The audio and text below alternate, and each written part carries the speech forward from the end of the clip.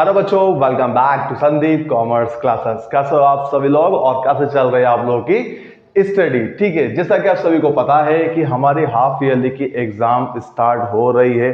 कुछ स्कूलों में स्टार्ट हो चुकी है और कुछ स्कूलों में स्टार्ट होना बाकी है। तो यहाँ पर हम क्या सीख रहे हैं? फाइनल अकाउंट सीख रहे थे।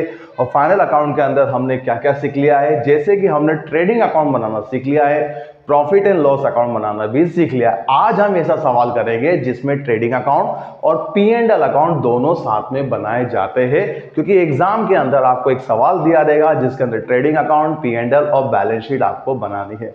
तो चलिए फटाफट से क्या करते हैं, हम सवाल को शुरू करते हैं। और कुमावत की बुक है, कुमावत की बुक के अंदर चैप्टर है आपका फाइनेंशियल स्टेटमेंट विदाउट एडजस्टमेंट। उसका हम क्वेश्चन नंबर कर रहे हैं बच्चों, यहां पर 11 नंबर का क्वेश्चन कर रहे हैं। तो सभी लोग अपनी बुक सामने रखिए और क्वेश्चन ये रहा आपके सामने। From the prepare the trading and P and L account from the following balance. ठीक है, यहां पर क्या करा है, एक पर्सन है जिसका हमें यहां पर कुछ बैलेंसेस दे के रखे हैं और इन बैलेंस से हमें क्या बनाना है, ट्रेडिंग अकाउंट और पी एंड एल अकाउंट आपको क्रिएट करना है। सारी इंफॉर्मेशन आपके पास अवेलेबल है और यहां पर हमें क्या करना है, ट्रेडिंग पी एंड एल बनाते हैं। फॉर्मेट क्या रहेगा समझ लेते हैं। मैंने पहले से बना के रख दिया है फॉर्मेट। सबसे पहले हम क्या करेंगे, trading and P and L account लिखेंगे, फिर लिखेंगे हम for the year ending particular amount. यहां पर एक आप अंदाजा लगा लीजिएगा कि ट्रेडिंग और पी एंड एल कितने कितने पेज में आ सकता है। अगर आपको बनाना है एक पेज के अंदर तो पूरा एक पेज में बनाना है आपको, जिसके अंदर ऊपर वाला जो पार्ट होगा वो होगा हमारा ट्रेडिंग का पार्ट और नीचे जो पार्ट होगा हमारा प्रॉफिट एंड लॉस अकाउंट का पार्ट। ट्रेडिंग अकाउंट के कुछ फॉर्मेट जो पहले से फिक्स है तो हम उसके ऊपर चर्चा कर लेते हैं। जैसे कि सबसे पहले हमें लिखना है ओपनिंग स्टॉक। ओपनिंग स्टॉक याद रखिएगा वो गुड्स होता है जो साल के शुरुआत में होता है, जिसको हम बोलते हैं opening stock.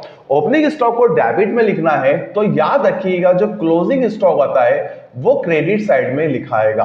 Most important question है, इसलिए इसको अच्छे से आप समझिएगा। और यहां पे जो क्वेश्चन नंबर है कौन सा है, 11 नंबर का क्वेश्चन है। और ये कौन सी बुक है, कुमावत, बीके कुमावत की बुक है। और उसका क्वेश्चन नंबर कौन सा देके रखा है, 11 नंबर का दिया है। क्वेश्चन को मैं डिस्क्रिप्शन के लिंक में डाल दूंगा, आप वहां से देख लीजिएगा और सवाल को सॉल्व करिएगा। तो ओपनिंग स्टॉक को हमें कहां लिखना है बच्चों, डेबिट साइड में, जबकि क्लोजिंग स्टॉक को कहां लिखना है, हमें क्रेडिट साइड में। अब हम क्या करेंगे, साल भर में गुड्स सेल करेंगे। तो गुड्स जब हम सेल करेंगे तो इसे हम कहेंगे परचेज को इनर में लिखना है। उसी तरीके से सेल्स को हमें भी लिखना है कहां पर बच्चों, क्रेडिट साइड में, वो भी इनर। सेल्स में से लेस हो जाता है बच्चों क्या, सेल्स रिटर्न। उसी तरीके से परचेस में से लेस हो जाता है आपका परचेस रिटर्न। इतनी चीजें आपकी हमेशा फिक्स रहेगी। जब भी सवाल आप शुरू करो तो ये चीजें आप पहले ही बना लेना, ठीक है। तो चलिए शुरू करते हैं। सवाल ये रहा आपके सामने, ओपनिंग स्टॉक देके रखा है सवाल में, 5000 रुपए का ओपनिंग स्टॉक दिया है।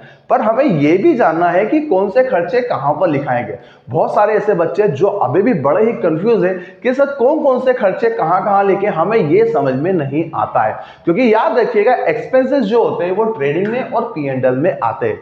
इनकम जो होती है केवल एक ही जगह आती है, वो आती है पी एंड एल के क्रेडिट में। इसके अलावा इनकम आपको कहीं पर भी नहीं दिखेगी। बैलेंस शीट के अंदर असेट्स और लायबिलिटी आती है, तो वहां तो खर्चे का काम नहीं है। बस आपको यहां पर क्या करना है, खर्चों को आइडेंटिफाई करना है कि वो खर्चा आपका ट्रेडिंग का है या वो खर्चा आपका प्रॉफिट एंड लॉस अकाउंट का है। तो ये कैसे डिफाइन करेंगे, इसके लिए हम शॉर्ट में यहां पर समझ लेते हैं। और मैंने पुराने वीडियो में इसको अच्छे से एक्सप्लेन किया है। एक बार मैं वापस आपको समझा देता हूं कि ट्रेडिंग में कौन कौन से खर्चे आ सकते हैं, क्योंकि यहां पर ट्रेडिंग के बहुत सारे खर्चे होते हैं। कितने खर्चों को आप याद रखोगे, इसलिए आप कंसेप्ट को याद रखो, ठीक है। सबसे पहले तो हम क्या करते हैं, ट्रेडिंग अकाउंट की बात कर लेते हैं। तो ट्रेडिंग अकाउंट के अंदर जो एक्सपेंसेस लिखाते हैं बच्चों, वो लिखाते हैं आपके डायरेक्ट एक्सपेंसेस। कौन से खर्चे लिखाते हैं, डायरेक्ट एक्सपेंसेस लिखाते हैं, ठीक है। अब डायरेक्ट एक्सपेंसेस ट्रेडिंग में लिखाते हैं, हम कैसे पहचानेंगे? ये डायरेक्ट एक्सपेंसेस है। डायरेक्ट एक्सपेंसेस का मतलब होता है जो प्रोडक्शन को इफेक्ट करता है। जैसे कि हम बात कर लेते हैं रॉ मटेरियल, कच्चे माल की। जैसा हमारे पास रॉ मटेरियल ज्यादा होगा तो प्रोडक्शन भी ज्यादा, रॉ मटेरियल कम होगा तो प्रोडक्शन भी क्या होगा? कम होगा। उसी तरीके से ये खर्चा डायरेक्ट हुआ।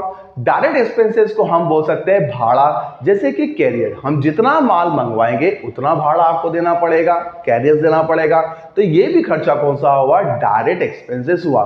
तो डायरेक्ट एक्सपेंसेस को हम कैसे डिफाइन करेंगे?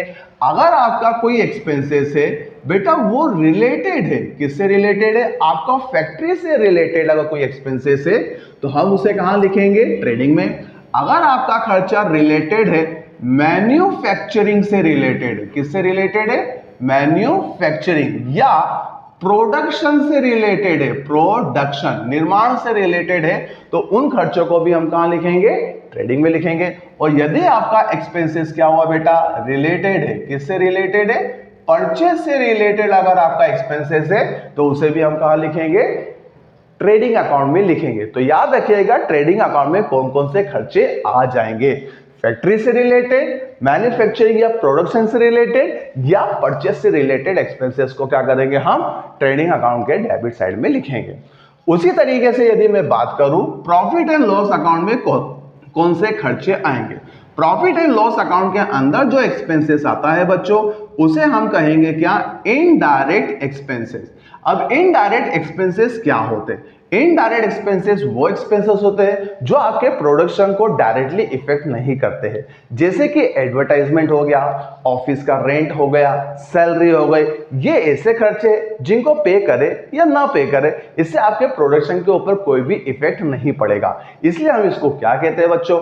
डायरेक्ट एक्सपेंसेस कहा, इनडायरेक्ट एक्सपेंसेस कहा जाएगा।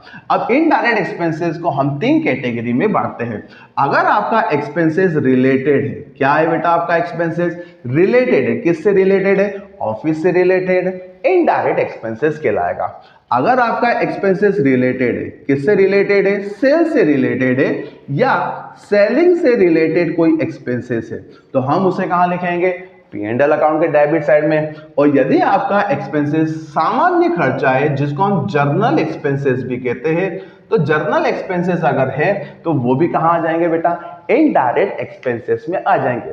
जैसे कि यहां पर बिजनेस के अंदर क्या होता है? ऑफिस में कभी कभी नाश्ता वाश्ता भी करवाते तो वो भी जो खर्चा होता है वो बिजनेस का ही होता है, लेकिन वो इनडायरेक्ट खर्चा कहलाता है, नॉर्मल एक्सपेंसेस कहलाता है। ठीक है, तो यहां पर आपको अच्छे से डिफाइन करना है कि कौन सा खर्चा कहां लिखाएगा। तो सबसे पहले नंबर पे देके रखा है ओपनिंग स्टॉक। ओपनिंग स्टॉक जो होता है ट्रेडिंग के डेबिट साइड में आ जाएगा। 5,000 रुपए का आपको ओपनिंग स्टॉक मिल जाएगा। उसके बाद हम सेकेंड नंबर पे देखते हैं परचेस। परचेस आपको देके रखा है 16,500, वो भी ट्रेडिंग अकाउंट के डेबिट साइड में आ जाएगा। 16,500 रुपए आपका परचेस निकल के आ जाएगा। आगे की हम बात बोलते हैं सेल्स रिटर्न की बात करते हैं। किसकी बात करते हैं? Sales return. तो सेल्स रिटर्न जो होगा सेल्स में से लेस हो जाएगा आपका, सेल्स रिटर्न को हम लेस कर देंगे। तो सेल्स रिटर्न है यहां पर आपका 300 रुपए का सेल्स रिटर्न दिया गया है तो हम उसको क्रेडिट साइड में लिख देंगे, सेल्स में से घटा देंगे सेल्स रिटर्न। आगे नेक्स्ट बात करते हैं हम डेब्टर्स। डेब्टर्स जो होते हैं ऐसे पर्सन होते हैं जिससे हमें पैसा लेना है, इसका मतलब वो हमारी असेट्स हुई। असेट्स को हम ट्रेडिंग P&L में नहीं लिखते इसलिए हम इसको इग्नोर कर देंगे। उसके बाद नेक्स्ट नंबर पे देके रखा है आपको बिल्डिंग। बिल्डिंग है 11,000 रुपए की। बेटा ये भी आपका क्या हुआ? एक्सपेंसेस हुआ, एक्सपेंसेस को नहीं लिखेंगे। नेक्स्ट नंबर पे आते हैं हम बिल्स रिसीवेबल। बिल्स रिसीवेबल आपके क्या होती है? असेट्स होती, इसलिए हम इसको भी इग्नोर कर देंगे। नेक्स्ट नंबर पे लिखा हुआ है सैलरी। सैलरी हुए 1,500 रुपए। सैलरी दी जाती है इंप्लॉइज को। इंप्लॉइज लोग जो काम करते हैं वो ऑफिस में करते हैं क्योंकि इंप्लॉइज जो होता है मेंटल वर्क करते हैं। ठीक है, यहां पर उनको सैलरी जो है मंथ टू मंथ दी जाती है या पैकेज के तौर पर दी जाती है। ठीक है, इसलिए ये खर्चा जो हुआ इंप्लॉइज का हुआ। इंप्लॉइज लोग ऑफिस में काम करते हैं, that is your indirect expense है। तो सैलरी आपके लिए यहां पर कितनी है? 1,500 रुपए। इनडायरेक्ट एक्सपेंसेस में आएगा। P&L अकाउंट के डेबिट साइड में हम लिख देंगे बच्चों क्या? सैलरी लिख देंगे कितने रुपए? 1,500 रुपए की सैलरी आ जाएगी। उसके बाद नेक्स्ट नंबर पे देख रखा है टैक्स एंड इंश्योरेंस जो कि 600 रुपए का है। अब याद करिए कि अगर हम टैक्स दे या नहीं दे इसका हमारे प्रोडक्शन पे इफेक्ट पड़ सकता है। इसका नहीं पड़ेगा, इसलिए ये भी खर्चा कौन सा हुआ, इनडायरेक्ट एक्सपेंसेस हुआ। टैक्स एंड इंश्योरेंस जो होता है इनडायरेक्ट एक्सपेंसेस से, तो टैक्स एंड इंश्योरेंस को हम क्या करेंगे बच्चों, ट्रेडिंग अकाउंट के डेबिट P&L अकाउंट के डेबिट साइड में लिख देंगे। 600 रुपए का देके रखा आपको यहां पर टैक्स एंड इंश्योरेंस। अगला एक्सपेंसेस क्या है चेक करेंगे। अगला एक्सपेंसेस आपको देके रखा है यहां पर जर्नल एक्सपेंसेस, सामान्य खर्चे 400 रुपए के हुए। जर्नल एक्सपेंसेस आपके इनडायरेक्ट खर्चे हुए, 400 रुपए के आपके इनडायरेक्ट एक्सपेंसेस से हम डेबिट साइड में लिख देंगे बच्चों, क्या यहां पर जर्नल एक्सपेंसेस, जो कि कितने हुए 400 रुपए के जर्नल एक्सपेंसेस अवेलेबल है। उसके बाद है carriage on sales 240 rupees. Carriage का मतलब होता है भाड़ा। क्या होता है, जब हम कोई गुड्स परचेस करते हैं तो जहां से हम मंगवाते हैं तो वहां से हम क्या करेंगे, उसको बाय ट्रक, बाय रोड, ठीक है, बाय शिप या बाय फ्लाइट या कई तरीके से बाय रेल से मंगवा सकते हैं। तो यहां पर हमें भाड़ा देना है। अब क्या होता है, भाड़ा हम परचेस पर भी देते हैं और कभी कभी हम उसको सेल्स पर भी देते हैं। याद रखिएगा एक्सपेंसेस हुआ। अब एक्सपेंसेस जो होता है ध्यान से सुनिएगा, अगर आपका एक्सपेंसेस परचेस से रिलेटेड है तो वो तो ट्रेडिंग में आ जाएगा, लेकिन अगर आपका एक्सपेंसेस रिलेटेड है किससे, सेल्स से रिलेटेड, तो कहां आ जाएगा वो P&L। अब यहां पर उन्होंने क्या बोला है, कैरियज ऑन सेल्स। कैरिज मतलब भाड़ा, सेल्स मतलब बेचना। तो आपने जो एक्सपेंसेस हो रहा है वो काय पे हो रहा है, सेल्स पर हो रहा है। सेल्स पर होने वाले एक्सपेंसेस को हम P&L में लिखेंगे। तो यहां पर आपका कैरिज ऑन सेल्स देख रखा है 240 रुपए, वो आ जाएगा आपका P&L अकाउंट के डेबिट साइड में। टू कैरियज, ठीक है, यहां लिख लेंगे हम क्या, कैरियज ऑन सेल्स 240 रुपए का कैरियज ऑन सेल्स आ जाएगा। क्लियर है यहां तक। चलिए हम आगे बढ़ते हैं। आगे का लिखा हुआ है carriage on purchase. Carriage on purchase, अब कैरियज ऑन परचेस मतलब एक्सपेंसेस है, कैरियज मतलब भाड़ा और परचेस मतलब खरीदने पर। खरीदने पर क्या हो रहा है बच्चों, एक्सपेंसेस हो रहा है, इसलिए हम क्या करेंगे, इसको ट्रेडिंग अकाउंट के डेबिट साइड में लिख देंगे। तो यहां लिख देंगे हम कैरियज ऑन परचेस, ठीक है। तो यहां लिख दिया हमने क्या, कैरियज ऑन परचेस। अब कैरियज ऑन परचेस कितना है, तो फिलहाल यहां पर कैरियज ऑन परचेस देके रखा है 200 रुपए का कैरियज ऑन परचेस आपको देके रखा है। नेक्स्ट नंबर पे हम आते हैं wages. Wages in the sense मजदूरी। मजदूर लोग ऑब्वियसली फैक्ट्री में काम करेंगे और यहां पर हम वेजेस जो है वो डायरेक्ट एक्सपेंसेस से रिलेटेड करता है। तो यहां पर वेजेस आपका डायरेक्ट एक्सपेंसेस है, डायरेक्ट एक्सपेंसेस आपका ट्रेडिंग अकाउंट के डेबिट साइड में आ जाएगा। तो हमने यहां पर क्या लिख लेते हैं, वेजेस, और वेजेस ट्रेडिंग अकाउंट के डेबिट साइड में आएगा। वेजेस की मैं बात करूं तो वेजेस कितना हुआ, तो वेजेस हुआ यहां पर 1000 रुपीज का वेजेस हो जाता है। देन नेक्स्ट है cash in hand. Cash in hand का मतलब पैसा आपके हाथ में, वो आपकी असेट्स हुई। असेट्स क्या होगी आपकी, ऑब्वियसली असेट्स होगी तो वो आपका एक्सपेंसेस और इनकम तो है नहीं, इसलिए हम उसको छोड़ देंगे। अब हम आते हैं नेक्स्ट टाइम पे कैपिटल। कैपिटल आपकी लायबिलिटी होती है, यहां पर उसका कुछ काम नहीं है। नेक्स्ट नंबर पे लिखा हुआ है सेल्स। सेल्स है 25,000 रुपए की, ये रही ट्रेडिंग के क्रेडिट साइड में 25,000 रुपए की सेल्स अवेलेबल है। 25,000 रुपए से आपके 300 रुपए गए तो आंसर आ जाएगा आपका 24,700 रुपए। इसको घटाने के बाद हम लिख देंगे 24,700। चलिए नेक्स्ट नंबर पे लिखा हुआ है आपका क्रेडिटर्स। क्रेडिटर्स आपकी लायबिलिटी होती है, वो लायबिलिटी को यहां पर नहीं लिखा जाता है। नेक्स्ट नंबर पे लिखा है कमीशन 200 रुपए का। अब डिपेंड करता है कमीशन क्या। देखिए कमीशन का जो नेचर होता है वो दोनों प्रकार का होता है, एक्सपेंसेस भी होता है और इनकम भी होती है। अगर यहां पर सवाल में लिखा हुआ है क्रेडिट या क्रेडिट साइड में दिया है तो वो आपकी इनकम कहलाएगी। फिलहाल यहां पर क्रेडिट साइड में दिया 200 रुपए का, तो कमीशन आपकी इनकम है और इनकम केवल एक जगह आएगी और वो आ जाएगी आपकी ट्रेडिंग अकाउंट के P&L अकाउंट के क्रेडिट साइड में 200 रुपए की आपका कमीशन आ जाएगा। नेक्स्ट नंबर पे देखा है परचेस रिटर्न जो कि 240 रुपए। परचेस रिटर्न आपका कहां है सर, ये रहा परचेस रिटर्न, और हम क्या करेंगे 240 रुपए इसमें से लेस कर देंगे। ठीक है, समझ में आ गया यहां तक। यहां पर हमारा सवाल कंप्लीट होता है। एक लास्ट चीज देके रखिए, क्लोजिंग स्टॉक, जो कि सवाल के बाहर दिया होता है। लिखा हुआ है क्लोजिंग स्टॉक 4000 रुपए का है। 4000 रुपए का क्लोजिंग स्टॉक है, ये आ जाएगा आपका 4000 रुपए का क्लोजिंग स्टॉक। अब आपको क्या करना है, अब आपको यहां पर आंसर निकालना है।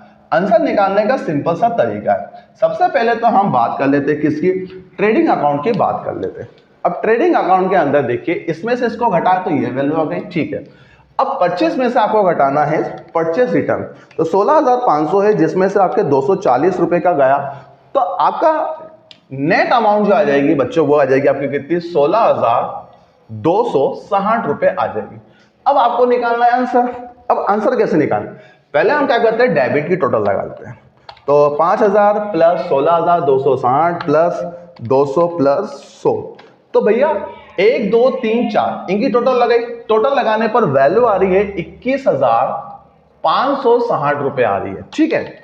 अब हम बात करें इसकी, 24 और 4 28, तो यह जाएगा आपका 28,700 रुपए की टोटल आ रही है, किधर की, क्रेडिट साइड की।